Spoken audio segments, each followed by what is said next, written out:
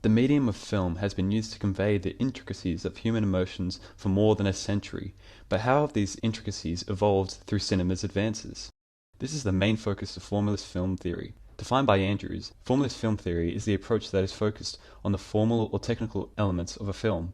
This applies to the films of Krzysztof Kieślowski and Wes Anderson, with a specific focus on Three Colors Blue and the Royal Tenenbaums. Through meticulous camera framing, color palettes, and visual symbols and motifs, these filmmakers manipulate the formal elements of cinematography to evoke specific emotional responses from the audience and capture the traditional narrative conventions. According to Doug Cummins, Kieślowski undermined the ordered world with his high-concept anthologies with the complex, often disillusioning, lives of his central protagonists.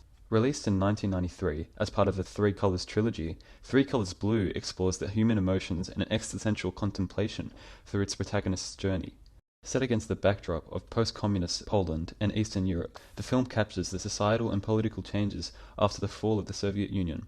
It delves into the themes of personal liberation, individual freedom, and the struggles of adapting to newfound liberties. Reflecting its historical context, Three Colors Blue profoundly examines the challenges individuals face in navigating a changing social landscape and redefining their lives after political transformation.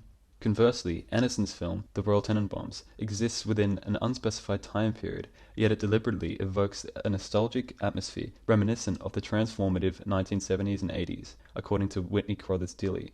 Set against the backdrop of countercultural shifts, the film explores the intricate dynamics of family relationships and the characters' quests for personal identity within the unconventional lifestyles.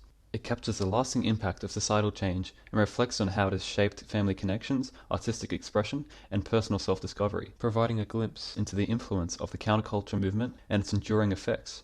According to Peter Sloan, Anderson is vitally interested in and indifferent to the narrative, fascinated with the internal worlds of his characters. These films are particularly relevant to the research question, as they both engage with and subvert various traditional aspects of formalist film theory, such as an emphasis on visual elements of cinematography, formal structures or patterns which are repeated throughout the film, abstract or symbolic imagery reflecting a larger meaning, and having a meta-commentary drawing attention to the medium of film itself.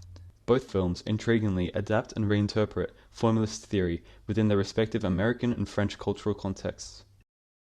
Both The Royal Tenenbaums and Three Colors Blue employ precise camera framing to convey and subvert the traditional conventions of formalist cinematography.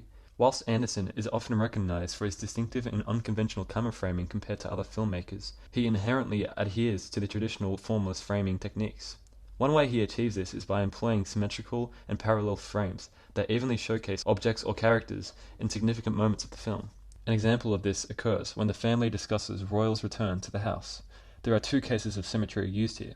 The medium shot of the family, with the parallel positioning, shows equal weight given to each character, but the symmetrical close-up of Richie creates a calm and collected visual emphasis on his individual presence and perspective within the scene.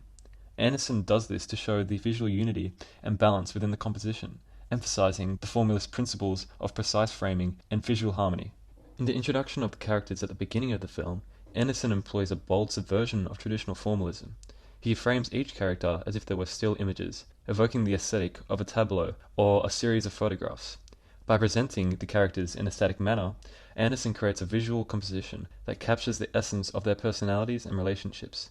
The tableau-like presentation of the characters reflects the context of the privileged and isolated world they inhabit.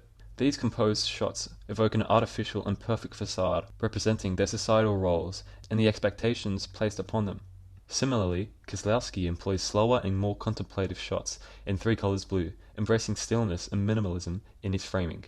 Through deliberate pacing and static shots, he allows for introspection and a deeper exploration of the protagonist's emotional struggles. This minimalist approach aligns with the formalist ideals of simplicity and restraint, emphasizing the emotional nuances within the frame. Reflecting the post-communist era, the film's minimalist framing captures the societal transition and the protagonist's personal journey of self-discovery and detachment from the past. Whilst Kieślowski adopts a formalist approach in his framing, he also subverts it by incorporating extreme close-ups to accentuate the themes of pain and seclusion within the film. An example of this is shown when Julie, still grappling with the loss of her family, scrapes her hand against the wall. The extreme close-up symbolizes her profound anguish and isolation, heightening the emotional impact of the scene. This can also be seen in the opening shots of the film as the family is driving. By presenting these shots with an extreme level of detail and proximity, Kieslowski establishes a sense of unease and detachment, reflecting the fragmented and disconnected nature of post-communist society in which the film is set. The use of extreme close-ups in these contexts not only subverts formalist conventions, but also serves as a visual commentary on the individual's struggle to find meaning and connection in a rapidly changing and alienated world. Both films primarily use color to depict characters' emotions. Commonly, films do this through the traditional color theory. According to Film D, color theory is various colors that have the power to elicit specific emotional responses in the audience. Their article used examples of green being freedom and growth, orange meaning happiness and friendliness, and blue meaning reflection, calmness, and depression.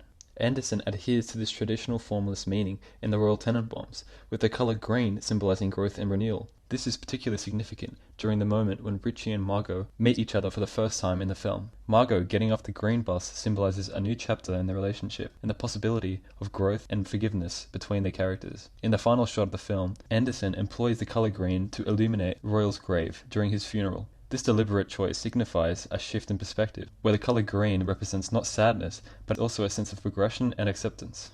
Both Anderson and Kieslowski employ the color blue as visual representations of characters' loneliness and internal struggles. Blue takes on a particular significance during the characters' lowest and most depressed moments in the films. In Royal Tenenbaums, the use of blue mise-en-scène in Richie's suicide scene creates a melancholic and introspective atmosphere, amplifying his inner turmoil and raw emotions. Similarly, in Three Colors Blue, the deliberate use of cool blue lighting leading up to and during Julie's car crash establishes a somber and introspective mood. These color choices convey a traditional formalist approach, utilizing the visual language of blue to effectively communicate the characters' internal struggles and the weight of their experiences. Whilst the Royal Tenenbaums follow the traditional convention of the color green with growth and renewal, Three Colors Blue creates a new meaning for the color to support the main themes of pain and suffering throughout the film.